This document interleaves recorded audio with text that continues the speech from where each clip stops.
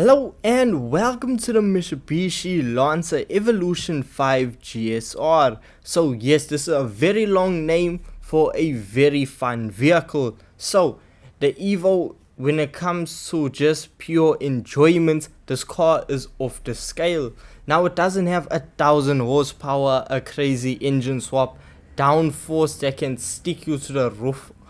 It's just a very pure driving experience. It has, I think, roughly 300 horsepower, all-wheel drive, and that's it.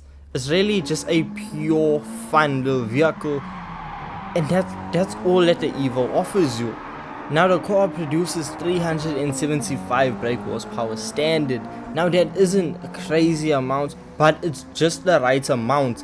Now this car is also paired with Comfort Soft's tires as standard, and that going through an all-wheel drive system allows you to take corners like an absolute hooligan. You can either take it flat out and genuinely get a really good line, or you can chuck it sideways, because that's just something that this Evo offers you.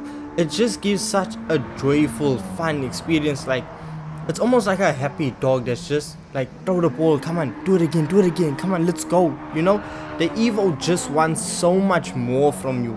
And I mean, the car is stock. Now, even when we go to upgrade the vehicle, it gives off the same experience, but we'll talk about it when it's upgraded. So, the Evo. Now, the Evo has been such a staple for the Gran Turismo franchise, being in every single game except the first one. Now, this Evo is not only just, wow, a fun vehicle, the car actually has some decent history behind it. Obviously, you know the story as old as time, Subaru versus Mitsubishi when it comes to rallying, and that was exactly what this vehicle is. This is actually a homologation vehicle, which means Mitsubishi had to make street versions in order for their race car to participate in a specific series. So this is one of these vehicles, and over the last few videos we actually gone over quite a few of these homologation vehicles. And whenever you see a car that's been designed for racing and then just made to a street car so it can actually compete, that street car is going to be absolutely insane. The Evo has just the right amount of power. I feel like if you added more power to its stock, it would be a bit too much, but where it is now, this car is set up perfectly. As you can see, going around the corner perfectly bang on, and it's just such a great driving experience. But let's just say you aren't really a fan, you know, you want a bit more and you want to push your Evo and see what it's really capable of. Well, you can do exactly that. With the Evo fully upgraded, the car produces a max of 530 brake horsepower, which isn't that big of a jump from the original almost 400 brake horsepower. But as I said, the Evo doesn't need tons of power to be incredibly fast. The car weighs just over 1,000 kgs, so that is just the right amount of power to get the car to do some amazing things. And with us upgrading it, we added a torque vectoring differential, and that means we can really change on the fly how we want the power split between all four wheels. So right now I have the power gain sent to the rear wheels, making this almost a rear wheel drive Evo, but with only 5% of the power going to the front. But with that 5% of power, it just keeps the car still in line and able to grip up on the front end and get us around corners incredibly well. The car has extra downforce as well once you start adding extra wings and front splitters, and that just helps keep the car down to the ground and take it around corners even better than standard. And I mean, a car that is almost, in my eyes, perfect stock can only become better when now it is fully upgraded. But there is a very fine line, because in your pursuit of taking a vehicle that's almost perfect and customizing it, you can actually end up ruining it. However, that is not the case with the Evo 5. The upgrades are done to just the right amount, as well as the handling of the vehicle. This car, if you haven't tried it out, please, now it is available in the used car dealership, which means it is in a rotation, so it's not always there.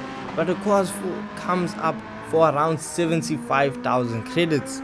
And for the experience that you get and the cost of the vehicle, it's a no-brainer. The car is extremely cheap for the amounts of fun you're gonna have. The miles per gallon you are going to have from this vehicle is absolutely insane. And then when it comes to actually racing and things like that, fully upgraded, the car has a performance points rating of 710 pp, which with some detuning you can either have it to participate in the WTC 700, or you can really downgrade it and have it compete in this WT 600 events. Either or, the car will honestly give the competition a real run for its money. Now, I wouldn't use this car around Le Mans because of the fuel efficiency. It's not extremely thirsty, but the car is still quite powerful and it does give the opponents a run for the money, but the fuel efficiency is the real problem with this vehicle. But it is still possible to complete that event and earn 825,000 credits using the Mitsubishi Evo 5. Now, the Evo 5 is not only meant for track racing. No, that's not where Mitsubishi really got its name, because the iconic Lancer Evos were known for being off-road beasts. And that's exactly where we're going to take this car now. The Evo 5 GSR honestly looks at home on the off-road course, and that's because that's where it was meant for. That's why when we put it off-road, the car just looks so perfect. Even when it comes to the off-road handling of the vehicle, as I said, the car has the perfect amounts of power. Even for off-road racing, the car isn't extremely overpowered. It isn't just completely out of control. It is just the right amount of mix that the car just runs at such a perfect state. In my eyes, this is some of the most fun that you can have in Gran Turismo 7. I don't know, it's just being able to jump out of 1000 horsepower vehicles, cars that are so all over the place to drive, and to jump into something that has under 600 horsepower and is an absolute blast is one of the best experiences you can have. Now, the Evo 5, as I said, if you haven't tried it out, or if you already have this vehicle and haven't got behind the wheel of it, give it a try. You won't regret it. You won't regret it. It's just a very joyful experience. And I know I'm sounding like a scratch record talking about the same thing over and over again, but that's the whole point of this video.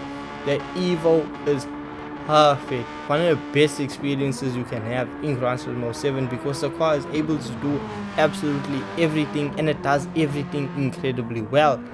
The Evo 5 GSR, an amazing vehicle, and honestly just an amazing time.